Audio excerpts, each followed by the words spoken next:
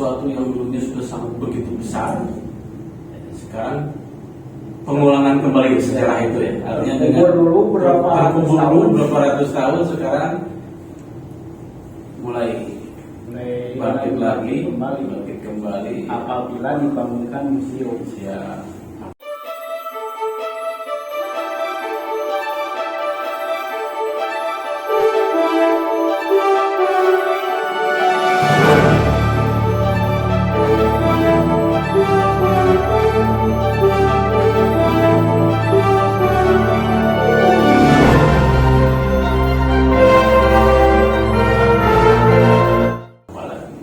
Mudah-mudahan ini ada peran serta Purwakarta TV juga nih, mudah-mudahan melalui tayangan ini harapan-harapan dari yang kita sampaikan di sini lekas terrealisasikan ya, karena mungkin ini sudah menjadi sebuah kerinduan berpuluh-puluh tahun, ratus tahun, khususnya dari para muhabbah. Kalau pecinta itu apa? Ya, Pecintanya Syekh Bayi Yusuf itu apa? ya, muhabbah. Pada ulama yang pada ulama ya, artinya yang peziarah-peziarah yang selama ini sering warawiri ke komplek Masjid Agung dalam kepentingan berziarah ke makam maupun kepentingan wisata religi lainnya akan sangat tersempurnakan ya dengan adanya museum Syekh Bayi Yusuf ini. Mudah-mudahan ini tadi betul-betul menjadi sebuah hal yang legenda dan fenomenal ke depannya yang sampai kepada generasi-generasi terusnya terus menjadi manfaat keberadaannya. Dan ini kan kita sudah sampai ke ending. Kalau melihat dari historisnya tadi bahwa ada peran serta dalam sholawat ya, dalam hal ini beliau sebagai kapasitasnya sebagai Bupati Purwakarta yang memindahkan ibu kota Wanayasa dari ibu kota Kabupaten Karawang ya, karena kita yang tadi sering disebut Akang, yang dimaksud Karawang di sini adalah dahulu kalau wilayah Purwakarta berada di dalam wilayah kekuasaan pemerintahan Kabupaten Karawang ya, yang awalnya beribu kota di Wanayasa ya, di ibu kota Wanayasa oleh dalam santri, betul ya? Dan lalu dari ibu kota Wanayasa berpindah ke Sedangkasi yang lalu bernama menjadi Purwakarta oleh dalam sholawat yang nama aslinya Raden Suryawinata. Nah, melihat perannya seperti itu, apakah juga sosok dalam sholawat ini juga penting untuk diabadikan menjadi sebuah sejarah? Betul ya, itu sama pentingnya dengan karena kita tidak epic kalau misalkan hanya tokoh Syekh Bayi Yusuf saja yang dibahas, karena memang untuk pembangunan berdirinya Purwakarta ini ada tokoh sentral, ada tiga yang saya teliti tokoh sentral pembangunan Purwakarta. Pertama Syekh Bayi Yusuf, kedua dalam sholawat atau Suryawinata, kemudian yang ketiga adalah Bhakta Kusuma. Nah, nama terakhir itu siapa? Bhakta Kusuma. Ya, Bhakta Kusuma itu adalah keponakannya dalam sholawat. Berarti putranya dalam santri. Raden Suryanata ya. Raden Suryanata. Atau dalam santri, di mana Bhakta Kusuma ini atau Raden Bhakta Kusuma ini menjadi kepala juta pertama ketika ibu kota Karawang dipindahkan ke Sedangkasi dan berdirinya Purwakarta. Jadi itu kepala juta Purwakarta pertama. Kalau sekarang itu apa? Setara apa tuh kepala juta itu? Secara camat Purwakarta ya, camat Sedangkasi ya. Jadinya kan yang bergeser jadi nama Purwakarta. Siap. Berarti perlu kita rekomendasikan Kang sekalian ya. Jadi ada alhamdulillah tadi kabar baik sudah ada jalan Syekh Bayi Yusuf. Berarti selanjutnya kita rekomendasikan ada jalan sholawat dan jalan Bhakta Kusuma. Betul kan ya?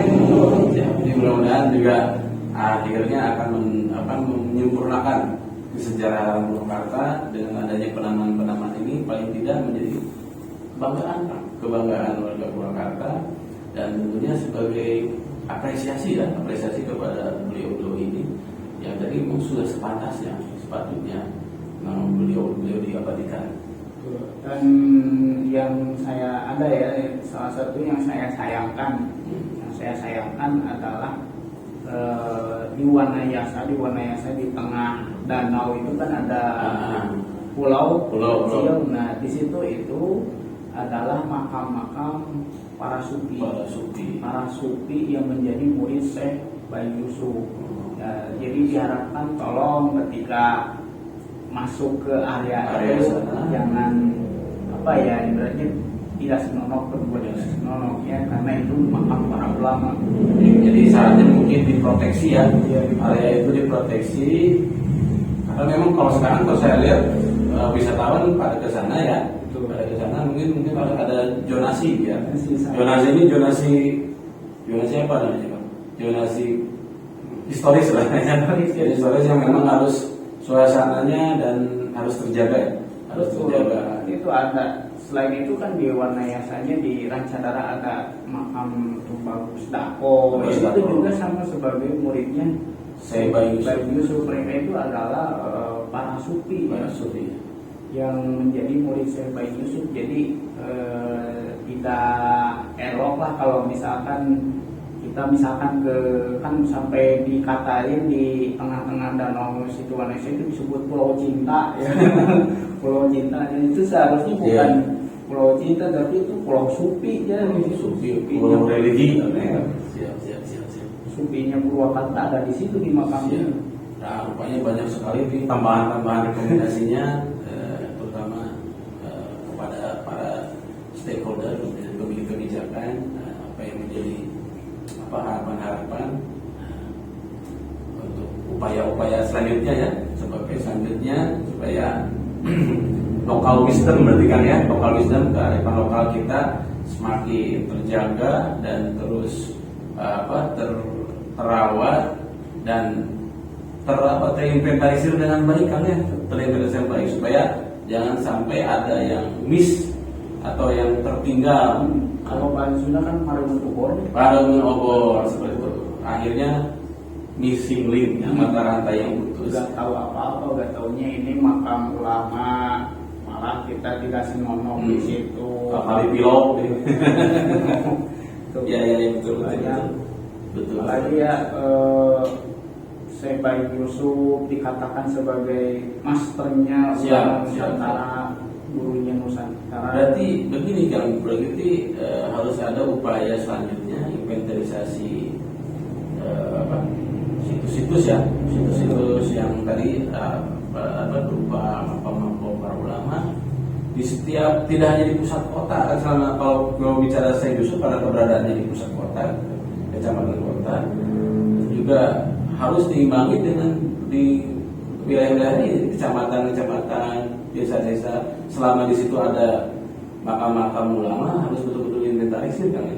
Dan tadi itu supaya generasi yang ada di setempatnya itu tidak memperlakukan dengan senonoh lah gitu. Iya betul. Terlebih kan untuk sejarah Syekh Yusuf sendiri kan beliau itu memang tokoh nasional ya. Karena kan tadi saya katakan gurunya para ulama, gurunya tokoh nasional seperti Pangeran Diponegoro, Tuan Imam Bonjol, Sinto Kalibasa. Nah itu kan 3 orang tokoh ini sudah menjadi diakui, di-SK-kan oleh pemerintah negara Republik Indonesia sebagai pahlawan nasional. Masa ini gurunya enggak gitu. ini biangnya gitu. Ini biangnya gitu. Siap. Ini harus jelas. Apalagi sekarang sudah bermunculan ya bukti sejarah tentang Syekh Yusuf berupa silsilah, kemudian susunan keilmuannya, kemudian tempat dia, sejarah dia, kemudian karya beliau, kemudian ya terakhir yang sekarang ditemukan adalah yang paling ditunggu-tunggu beratus-ratus tahun. Foto ya, Foto ya. tampakan beliau seperti apa. Ya, barangkali suatu saat nanti akan disimpan di uang 20.000 nanti. Luar biasa, betul. Iya. Luar biasa. Dengan bobotnya yang secara punya kapasitas nasional udah recommended lah. Iya. Recommended ya. Siap Kang Nurit, hatur nuhun atas waktunya. Mudah-mudahan ngobrol, insya Allah berdaging nih, sangat berdaging nih obrolannya. Mudah-mudahan ini menjadi referensi sekaligus rekomendasi ya. Saya izin ulas lagi tadi yang hal yang paling urgent barangkali hasilnya yang perlu menjadi follow up selanjutnya adalah pentingnya museum Syekh Bayi Yusuf. Lalu kemudian